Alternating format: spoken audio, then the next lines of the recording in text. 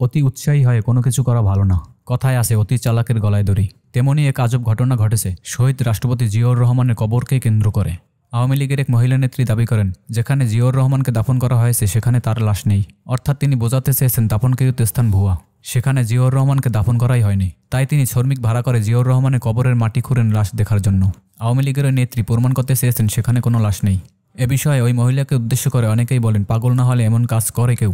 তবে মাটি কাটাকে কেন্দ্র করে যা ঘটেছে তা কোনোভাবেই মেনে নেওয়ার মতো নয়। আওয়ামী লীগের ওই মহিলা নেত্রীকে বিএনপির এক কর্মী সজোরে থাপ্পড় দেয়। এক থাপ্পড়েই ওই মহিলা জ্ঞান হারিয়ে মাটিতে লুটিয়ে পড়ে। তার জ্ঞান ফেরানোর জন্য এক পুলিশ কর্মকর্তা আপ্রাণ চেষ্টা করেছেন, তাও জ্ঞান ফেরাতে পারেননি। পরবর্তীতে তাকে পুলিশ হাসপাতালে নিয়ে যায়। এ বিষয়ে বিএনপির সমালোচনা করে অনেকেই বলেন, ধরে নিলাম মহিলা কাণ্ডজ্ঞানহীনভাবে জিয়াউর রহমানের কবর করতে গেছে, কিন্তু বিএনপির নেতাকর্মীদের তো উচিত ছিল দায়িত্বশীল আচরণ করা। তাকে ধরে পুলিশে দিতে পারত, কিন্তু এভাবে মারা হলো কেন? বিশেষজ্ঞরা মনে করেন, জনসম্মুখে এভাবে একজন ভদ্রমহিলাকে থাপ্পড় দেওয়া এটা প্রমাণ করে যে আমাদের পারিবারিক ও রাজনৈতিক শিষ্টাচারের অবক্ষয়ের চরম শিখরে পৌঁছেছে। সে অসুস্থ অবস্থায় ওখানে পড়েছিল, আমরা তাকে উঠায়ে হাসপাতালে পাঠানোর ব্যবস্থা করছি।